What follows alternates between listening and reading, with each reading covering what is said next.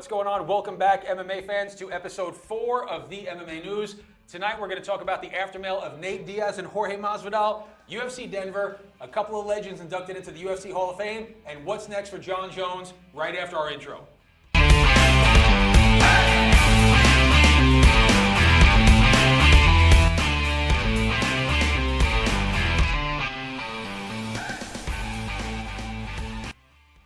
So this past weekend was the pay-per-view that we all were dying to see, and that was Jorge Masvidal taking on Nate Diaz in the squared circle, a traditional boxing match. We here at the MMA News had Jorge Masvidal coming out on top, as did most of the Associated Press after the fight. The California judges seemed to see it a different way. They gave the nod to Nate Diaz. I'm enough of a man to admit when I picked it wrong. I still think Jorge did enough to get the W, landed more shots at a higher efficiency, but nevertheless, this is what happens when we leave it into the hands of the judges.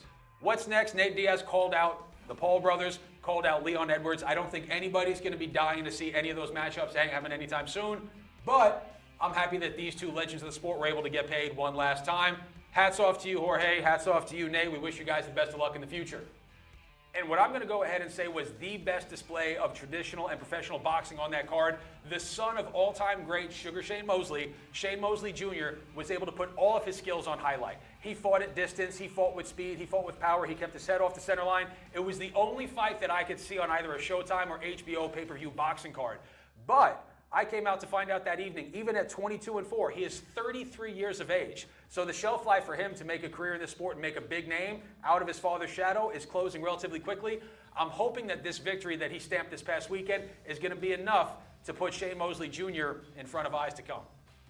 Along with the theme of keeping it in the family this weekend, baby brother of Ryan Garcia, Sean, took on the son of all-time great Fernando Vargas, Amado. And what seemed to be a relatively one-sided affair early on, Sean Garcia, little brother of Ryan, was landing at will. He showcased speed, angles, and power that the young Vargas has probably never seen before. I tell you what, after the third round, I'm watching it with my producer Bill right here in the studio, and I'm saying this is going to be a short night.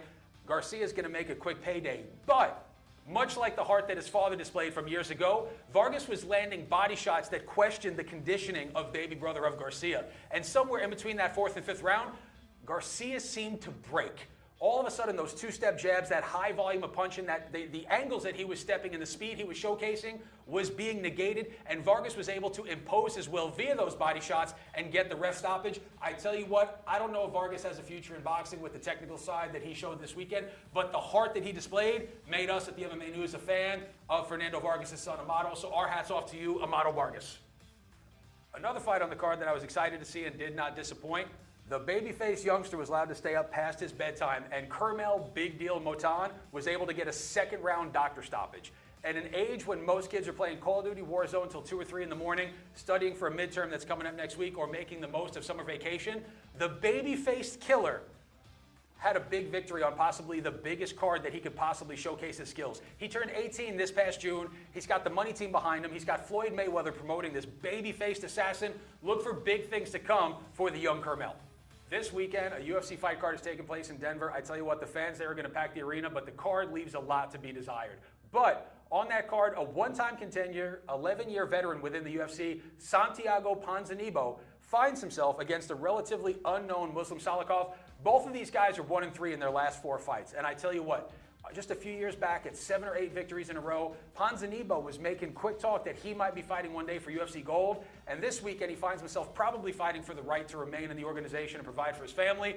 Look for this fight to be a barn burner. Because both fighters being at 1-3, I tell you what, these guys have nothing left to lose. Look for both of these brawlers to throw nothing but the kitchen sink this weekend. That's my sleeper card of a pick this weekend. So if you want to tune in and be entertained, watch Santiago Ponzinibbio versus Muslim Salikov at UFC Denver this weekend. The main event taking place this weekend in Denver happens to be in the women's division.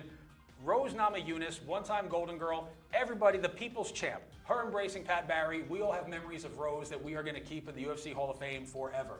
But she was unfortunately separated from her dance partner, Macy Barber, at the last minute. And the UFC brass is putting in a relatively unknown but a very successful Tracy Cortez. Tracy Cortez is coming off 5 victories inside the UFC. This woman has yet to lose within the octagon. The women's division has noticeably been without star power as of recent. I don't think there's any way. I think the UFC knows something we don't. I don't think there's any way that they're going to feed Tracy Cortez to a lion and Rose Namajunas. And Rose, if anything's going to be questioned about her, she doesn't always bring the best version of herself to a fight. So, with Macy Barber being pulled from her at last moment, I have no idea what kind of mind space Rose is going to be in this weekend. She is an absolutely amazing champion. She's a great ambassador for the sport. This is in no way, shape, or form meant to critique or criticize the greatness of Rose Namajunas. But we here at the MMA News, I think the UFC is going to look to build the name of a Tracy Cortez over the star power of Rose Thug Namajunas. And Tracy, without the distraction of having a boyfriend named Brian T. City Ortega, probably the greatest there in mixed martial arts, look for her to be ultra focused. This is her one opportunity. And if you were given an opportunity to seize everything in life you ever wanted, would you capture it or let it slip? Tracy Cortez, good luck this weekend. Rose, we love you. At UFC 303, two legends of the sport hung up the gloves for good, and I want to talk about the difference between the two. The first is going to be Michelle Waterson, the karate hottie. I remember her from the first time being on Jason Mayhem Miller's Bully Beatdown. This woman was, in the shadow of Gina Carano, Michelle Waterson was probably the first woman who showed that you can be feminine, you can be beautiful, you can cash in on your star power and become a brand. So Michelle, I'm not taking anything away from your career, but Dana and the brass at the UFC decided to give you a valiant send-off. You were treated as a megastar, which you deserve to be, but that's going to lead me into talking about a forgotten favorite, and anybody as old as me, a little bit long in the tooth, is going to talk about long in the tooth. That was an unironic pun, and I'm happy that I'm going to leave this in here fucking live right now, because we're talking about Andrei Arlovski. This guy has had the longest tenure in the UFC than anybody I can ever remember. I'm talking the early days when there were no time limits. Tank Abbott was fighting, Ken Shamrock, Royce Gracie. This man is in his mid-40s, gave his blood, sweat, and tears the better part of 2.5 decades to the UFC, and he was left without a video montage. So Dana, Joe Silva, everybody in the brass at the UFC, I'm not saying that what Michelle Waterson has done is not incredible, but what I am going to say is that Andrei Arlovski deserved the send-off of a champion. You guys fell short. I hope that when, we're going to talk about it tonight, UFC Hall of Fame inductions, I hope when the next ones come around, you guys make sure to include Andrei Arlovski and all his contributions to the sport at a time when it didn't pay well and it didn't receive much fanfare. Andrei Arlovski, I'm a fan for life, brother. Thank you for everything you've given to the sport. On last week's episode, we found ourselves asking the question, are we going to see Jon Jones in the octagon ever again? And if so, when? Well, apparently this week, the UFC brass has answered. There is now early talks, UFC 309 taking place at the Madison Square Garden in New York City, New York. Finally, the match everyone's been talking about for the better part of 4 years, Jon Jones and Stipe Miocic, may actually happen. But it's my opinion, and I'm going to hijack the camera for a moment, and I'm going to talk to you, the fans. I'm going to tell you exactly why this fight should not happen. Stipe is an incredible champion. He's a giver to his community, full-time firefighter and paramedic. But the days of him being a relevant name in the sport are pretty much gone, and there is an up-and-comer named Alex Poatan Pereira asking to move to heavyweight. Dana, if there's ever been a time when you give a fight to the fans that we clamor for, this is the fight that people want to see. Jon Jones is 36 years old. His best years are behind him. He's fought once in the last 4 years. Right now, if you have an opportunity to make $1 bazillion, buy another megajet so you can start UFC on fucking Mars with Elon Musk promoting the shit out of it, I tell you what, Dana, I'm begging you on my hands and knees. Please let us see Alex Poatan Pereira take on the likes of Jon Jones. Stipe has given everything he can to the sport, and I tell you what, let Stipe fight the winner of that. Let him sit there in Cleveland for another couple of months, put him on the shelf. Give Alex Poatan Pereira the opportunity to be the first 3 weight class champion that the Octagon has ever seen. Please, Dan. On this week's Mount Rushmore, we all know what incredible athletes these people are inside the cage, the Octagon, whether it be squared or circled or 8-sided. It matters not. But tonight we're going to talk about athletes who also succeeded on the field, on the court, and on the floor. Kicking it off tonight with the first seat on tonight's Mount Rushmore is going to be Ovince St. Preux, OSP. A 205-pounder who had a short career at heavyweight within the UFC, was actually a linebacker and defensive end at the University of Tennessee playing for the Volunteers. So to be a Division I college athlete, a proud member of the Omega Psi Phi Q-Dog fraternity, he also parlayed that, the Haitian sensation, into an amazing UFC career. Hats off to you and your athletic success across several platforms, Mr. Ovince St. Preux. We already talked about him earlier tonight. On the second seat in tonight's Mount Rushmore, we're going to talk about former UFC heavyweight champion Stipe Miocic. On top of being a competitive Golden Gloves boxer, having great success in the squared circle, holding UFC gold and 3 title defenses, being a full-time Cleveland firefighter and paramedic, this incredible athlete, this incredible man, was also an accomplished baseball player at both Cleveland State University and Trevecca Nazarene. 1 year having a 344 batting average, which even in NCAA is considered incredible. 7 home runs, 43 ribbies. Stipe, I'm not really sure at this point if there's anything you can't do other than get Jon Jones to show up to be your dance partner this year at UFC 309. In the third seat on this week's Mount Rushmore of dual sport athletes, we're going to talk about somebody that I root for simply for the fact that he's a fellow fat guy. Anybody who's over the age of 35 is going to remember the meatball from the Ultimate Fighter series. Matt Mitrione played at Purdue University, where he was a defensive tackle. On top of that, he managed to have short stints with the New York Giants, San Francisco 49ers, and the Minnesota Vikings, all while being a fan favorite inside the octagon. At 45 years old, obviously he's not fighting anymore, but Matt, again, much like I said with Stipe, at this point we're not sure what you can't do. I hope to see you in the commentator booth soon. If not, start a podcast, because fight fans certainly want to hear what you have to say. Matt, our hats are off to you at the MMA News. In the fourth seat of this week's Mount Rushmore and multi-sport athletes, we're going to talk about a relative latecomer to the world of MMA, but a name that you're all going to know as a champion, and that is Alexander Volkanovski.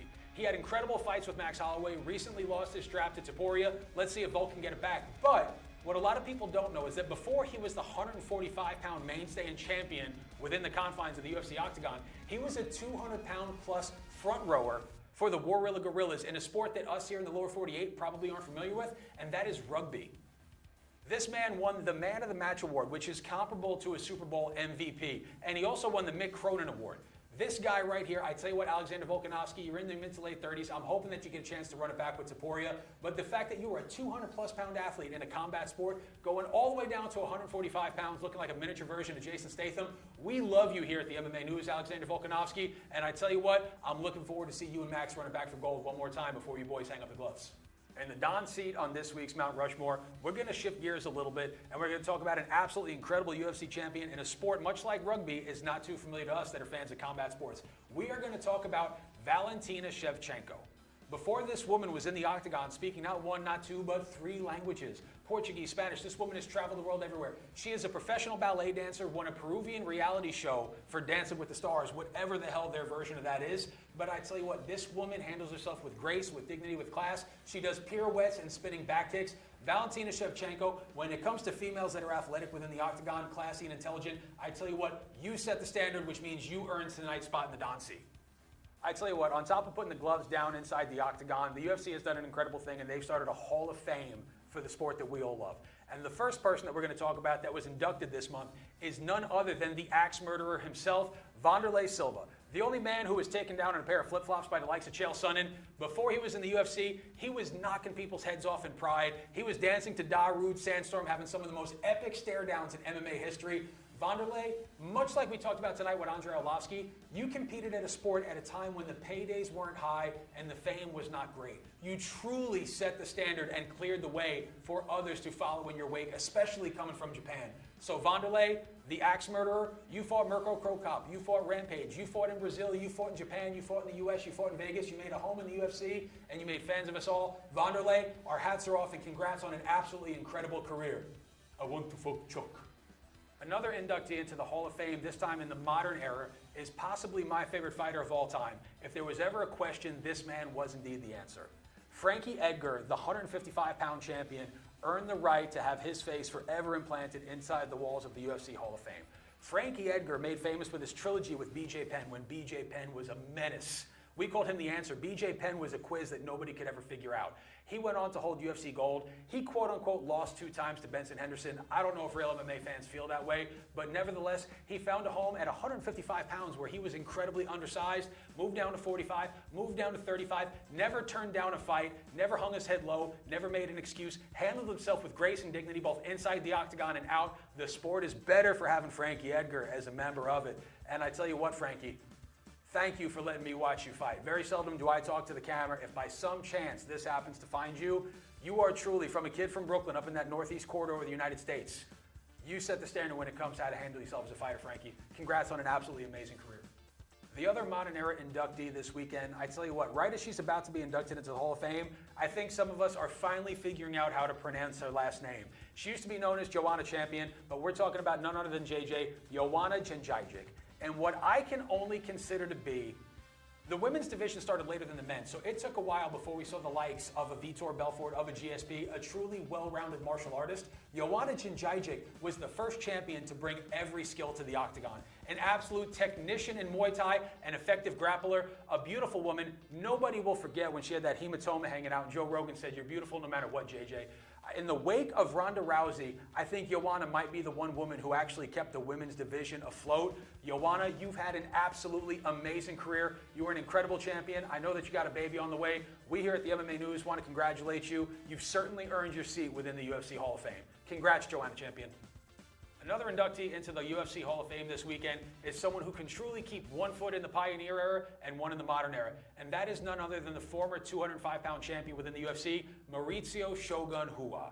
Having lost to Lyoto Machida, getting the belt back from him, losing it to Jon Jones, this guy has fought everybody from Pride. Everyone in the UFC continued to fight right up until about he's 40. I tell you what, Mauricio, I saw you this weekend at the induction. Your cheeks are looking full, your smile looks beautiful, your hair's growing in. Retirement looks amazing on you. Just like everybody else I mentioned tonight, you were fighting for championship gold at a time where $100,000 was a big payday. Everybody today who gets to reap the benefits of what you and Vanderlei and Frankie have fought for should owe a debt of gratitude. So Mauricio, Vanderlei, Frankie, Joanna, everybody that got a seat in the UFC Hall of Fame this weekend, there is not a single person in the world who can make a valid argument that all four of you do not deserve that seat, and decidedly so. So Shogun, thank you for everything you've given to the sport. Thanks for making the 205-pound division great. Vanderlei, thanks for being the ugliest guy in the world of MMA. Joanna, thanks for that weird thing coming out of your head. And Frankie, thanks for the memories. And on occasion, both of these fighters one day are going to make their way inside the UFC Hall of Fame. Both, in fact, are. We are going to talk about a fight that was inducted. Coming up on 14 years ago, Chael P. Sonnen, the greatest of all time, undisputed, undefeated, West Coast gangster of Westland, Oregon, dominated Anderson Silva for the better part of 23.5 minutes. Anderson Silva at the time was untouchable, the most dynamic striker that the world of mixed martial arts had ever seen, knocking people out at will, never being touched in the process, was able in the waning minutes of that fight to throw up a miracle triangle. Chael to this day says he didn't tap, and Chael will tell you this to your face: in what sport does a man dominate for 23.5 minutes? Someone wraps their legs around your head, gets to claim victory. But I tell you what, Chael, that was the fight that put you out on the map. You are probably the greatest trash talker that the sport has ever seen, and everyone today, from Sugar Sean to Connor, anybody who's doing trash talking to self-promote fights should pay you a royalty. Chael, thanks for the laughs, thanks for the insight. Anderson Silva, thanks for probably being the greatest to have ever done it. On the tails of talking about UFC Hall of Fame inductees, I'm actually going to merge that tonight with the Lord's work. Winning the Forrest Griffin Humanitarian Community Service Award and also being our nominee for this week's Good Lord's Work recipient, we're going to talk about Beneil Dariush. This man doing the Lord's work has been doing it in a corner of the country where it's not exactly acceptable or popular. In Iraq, partnering with the Shlama Foundation in 2018, he has raised awareness and raised funds to care for people left in the devastation and the aftermath after Islamic terrorists have devastated the nation of Iraq. So I tell you what, Beneil Dariush, we saw you fight in that part of the country and say that you give all praise to Jesus in his name. I tell you what, that's one of the bravest things I've ever seen. Even if I'm not a fan of your fighting, I became a fan of you as a man, Beneil. My hat is off to you. Cheers. And that is when we're also going to talk about his charity work doesn't stop in his backyard of that part of the country. This man has also dedicated his $50,000 fight bonus to help open up 2 orphanages in a country that has been ravaged, whether it be by hurricane or political instability. That is the nation of Haiti. So Beneil Dariush, I tell you what, you're a guy who gained fame relatively late in your career, but I tell you what, if anyone deserves it, it's certainly you. On top of being on the Good Lord's work this week, being the recipient of Forrest Griffin's Humanitarian Award, the UFC, nay, the world is a better place for you being a part of it. Beneil, you set the bar, and I tell you what, after learning what I learned about you on this week's segment, you make me want to be a better man. Congratulations, and thank you for everything you do, Beneil Dariush. I want to take this opportunity to thank everyone who tuned in for episode 4 of the MMA News. Tonight we talked UFC Hall of Fame inductees, greatness inside and outside the octagon, true contributors to the world of humanitarian aid, and more. But I tell you what, if you enjoyed tonight's program, don't be afraid to hit the like button. I absolutely beg that you hit subscribe. It helps me get in the algorithm. I love talking about this sport. You love hearing about it. And I tell you what, Luke Thomas and Ariel Hawani and Jesse on Fire, they've had enough. It's time for me to shine. We'll catch you boys next time. Later.